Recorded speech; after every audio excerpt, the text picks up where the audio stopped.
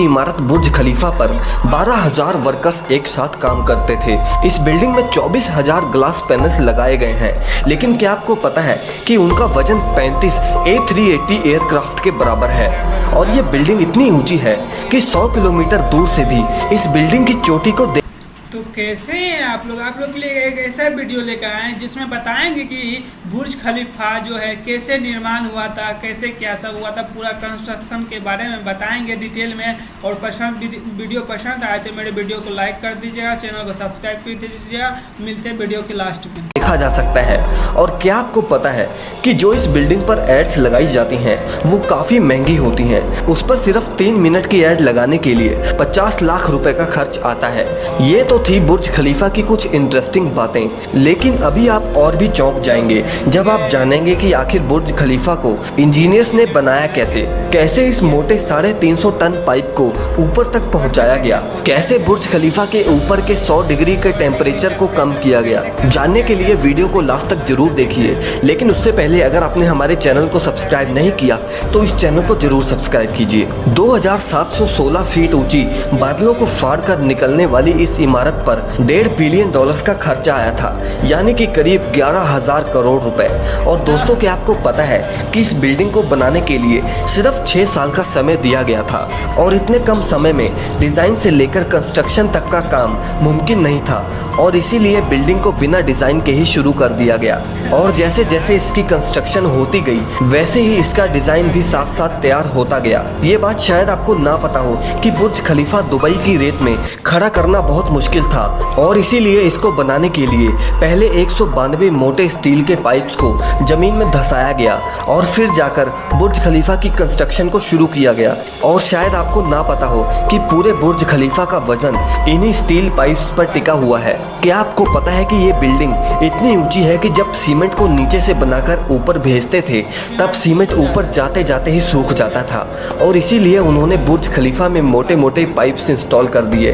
इन pipes का काम cement को ऊपर तक पहुंचाना था, लेकिन ये काम इतना भी आसान नहीं था, क्योंकि बुर्ज खलीफा में लगने वाले सीमेंट का वजन अगर देखें तो वो करीब 1 लाख हाथियों के वजन जितना था। और इतना भारी सीमेंट ऊपर पहुंचाने के लिए उन्होंने दुनिया के 3 सबसे पावरफुल पंप इंस्टॉल करवाए, और इन मशीनों की कीमत भी करोड़ों में थी।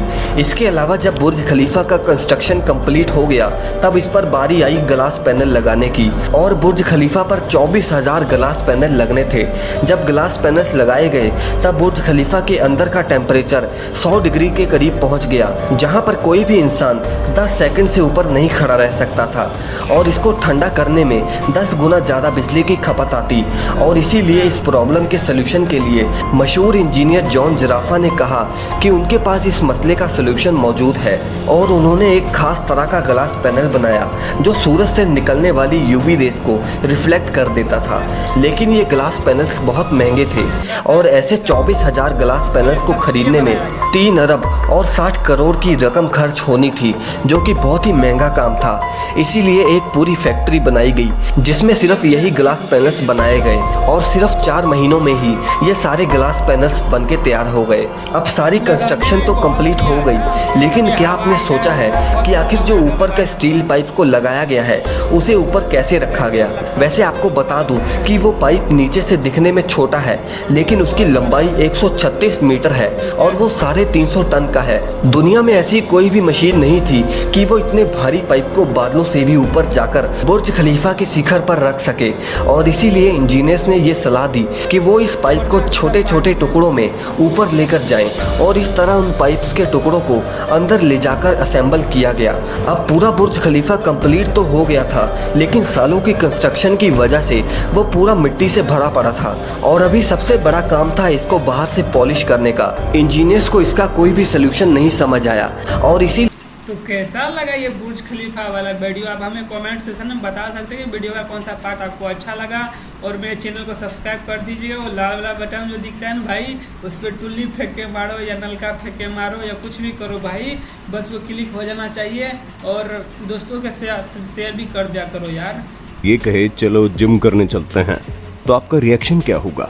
या तो आप ये सवाल पूछने वाले का सर फोड़ दीजिएगा या फिर अपना सर। बना लेंगे बेटा। लेकिन जिम की बदौलत अपने जवानी को बरकरार बनाए रखने वाले कुछ बूढ़े लोगों से हम आप